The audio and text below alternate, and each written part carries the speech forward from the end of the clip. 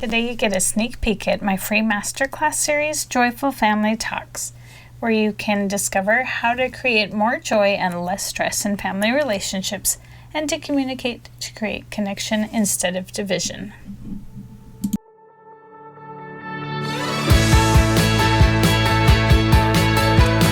Welcome to the Joyful Family Podcast, where we explore how to nurture our relationships, communicate in ways that we feel heard and seen, and create joyful family relationships that last.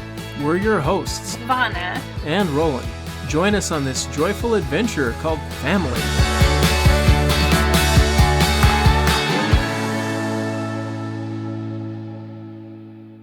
First, we have Mindy Canis on her relationship with her late husband, Sean Stevenson. We had a huge block of time in there, like 4 or 5 hours, that was straight up for intimacy. And one of the things that we would do during that time was, I've heard it talked about like cleaning. If there's a glass in between you two, you have to clean your side of the glass.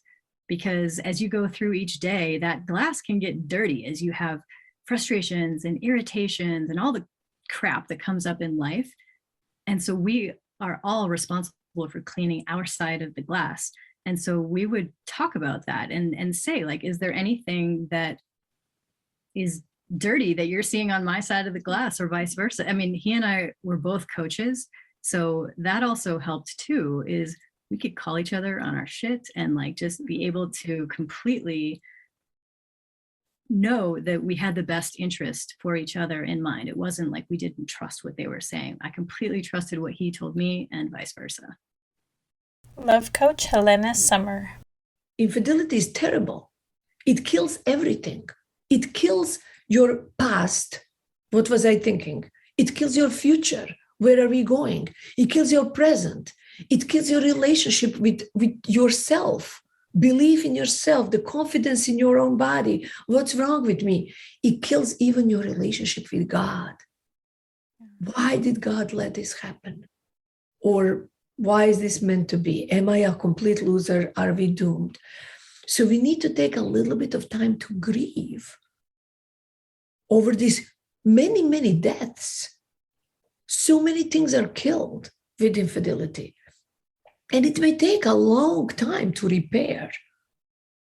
But if people are willing to repair, if we can have a higher part of us to see, okay, yes, this terrible thing happened, and we still have a family, and we still have our goals and dreams together, that now I am taking full responsibility that I completely ruined that. I also want to figure out how to make amendment. Couple can recover from anything, from anything, from anything. Nikki Revis, owner of Rev Fitness. As a parent, what happens when you let go of the need to control how our children behave and who they're becoming? Yeah, I think this is the hardest and the most beneficial value, like thought and an idea to lean into. Ultimately, we are creating a human that is going to have to exist in society and make their own decisions, and we have to think about it like ourselves. Even with our spouse and our partner, it is unfair for them to expect me to be somebody that I am not. Right? That's where resistance and tension and all of those expectations create that irritation. And so the same thing happens there. And for me, it all comes down to faith again, that faith that everything that is happening for them. I know in my own journey, some of the mistakes that from an external point of view that I made as a youth, they led me exactly where I was supposed to be. They were lessons that I had to learn. And if I didn't experience it for myself, there's no other way. I'm also not the kind of human that just takes words at face value. If you tell me to jump, I'm not just going to jump. That's not how I operate. And I think general human population is the same. we as human beings, one of our core needs is to feel somewhat in control. We want to feel like we're in control of the situation. And when we try to force that control on our child, then we are stripping them of their own power. Anat Perry, founder of Training Camp for the Soul. We have to choose love over being right. If I were to sum it up in one sentence, most of the time when we fall out of love, when we hit a challenge in our marriage or in any relationship, it's usually because we're being righteous. We feel that our opinion is right, what should be done is right. It's all about control and being right. And what happens is that constricts the love. And so falling in love is easy. You meet someone, you fall in love, you're in that honeymoon phase. It's like everything is perfect. You're just like falling into it. It's so easy. But the choice to choose love over being right. And most of the time, Vauna, our disagreements, our fights are about, let's admit it, stupid shit.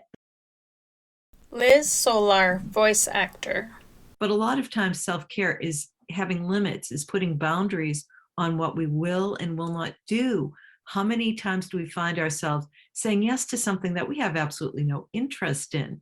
It might even go against our values because we want to be seen as cooperating. We want to belong in some way.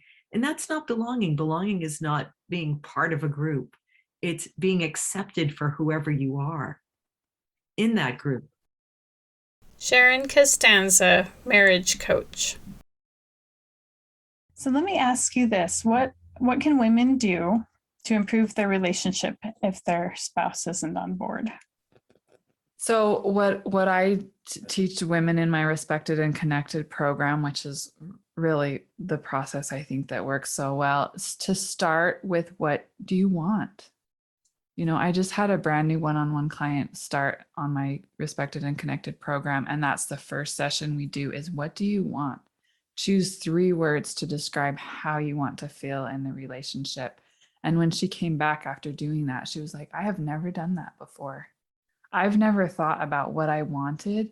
And it just been okay for me to just sit down and just talk about everything I wanted. And she kind of shared some of that with me. And then we talk about, how do you want to show up in your relationship so that you're supporting what you want in the relationship?